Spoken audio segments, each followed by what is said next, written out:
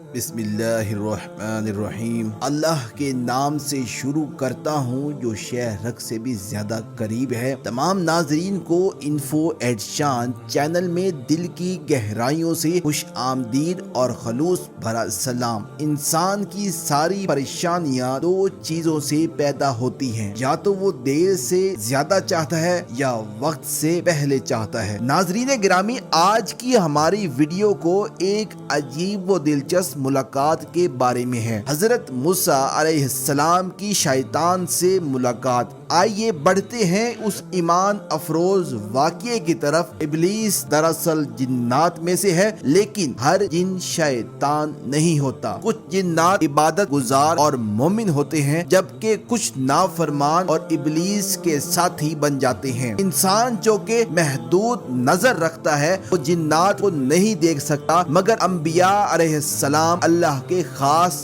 بندے ہوتے ہیں۔ اللہ تعالیٰ نے انہیں وہ مقام عطا فرمایا کہ وہ ابلیس کو پہچان بھی سکتے تھے اور دیکھ بھی سکتے تھے۔ انہی واقعات میں سے ایک حضرت موسیٰ علیہ السلام اور شیطان کی ملاقات ہے۔ روایات میں آتا ہے، تفسیر البیان، ایک دن حضرت موسیٰ علیہ السلام اپنے صحابہ کے ساتھ محفل میں بیٹھے تھے کہ اچانک ایک عجیب الخلقت شخص محفل میں داخل ہوا۔ سر پر رنگین ٹوپی، چہرے پر غرور کی جھلک۔ حضرت موسیٰ علیہ السلام نے فرمایا، اے شخص تو کون ہے؟ اس نے کہا، میں ابلیس ہوں۔ حضرت موسیٰ علیہ السلام نے فرمایا، اے ملعون تو میری محفل میں کیا کر رہا ہے؟ ابلیس بولا، اللہ نے آپ کو بڑا مقام دیا ہے، میں سوچا کہ میں آپ کی محفل میں آؤں۔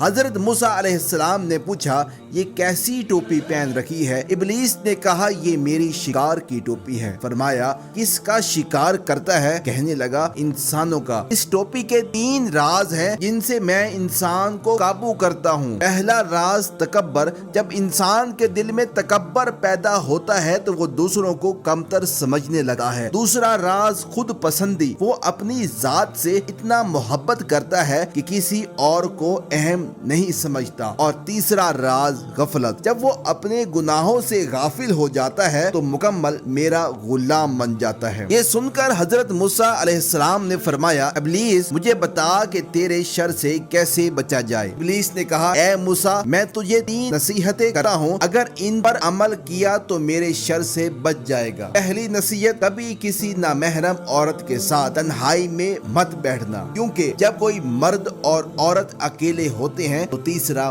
میں ہوتا ہوں۔ دوسری نصیحت، اگر اللہ سے کوئی وعدہ کرو تو اسے فوراً پورا کر دو، کیونکہ میں تمہارے دل میں وسوسہ ڈال کر تمہیں عہد توڑنے پر آمادہ کرتا ہوں۔ تیسری نصیحت، جب صدقہ دینے کی نیت کرو تو فوراً دے دو، کیونکہ میں تمہیں ٹالتا رہتا ہوں یہاں تک کہ تم بھول جاتے ہو۔ ابلیس نے کہا، یہ 3 باتیں کامیابی کی کنجی ہیں، ان پر عمل کرنے والا میرے قابو سے نکل جاتا ہے۔ پھر وہ اچانک چیخ کر بولا، اے موسیٰ افسوس، میں اپنے راز افشاں کر دیے، اب لوگ بچ جائیں گے۔ یہ کہہ کر ابلیس وہاں سے غائب ہو گیا۔ حوالہ تفسیر ابن کثیر، باب وساوس الشیطان۔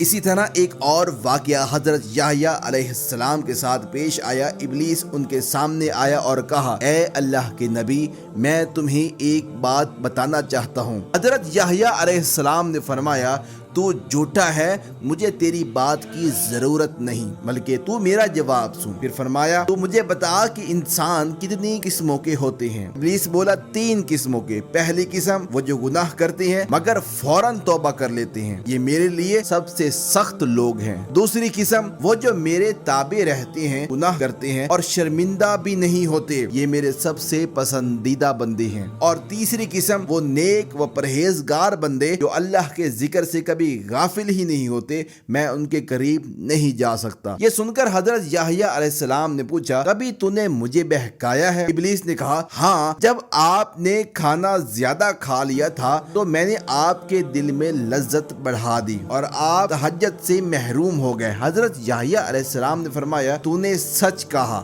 شکم سیری عبادت میں رکاوٹ ہے، آج کے بعد میں کبھی پیٹ بھر کر نہیں کھاؤں گا۔ یہ سن کر ابلیس چیخا اور بھاگ گیا۔ محترم ناظرین، انسان خطا کا پتلا ہے، گناہ کرتا ہے، توبہ کرتا ہے اور اللہ تعالی ہر بار معاف فرماتا ہے۔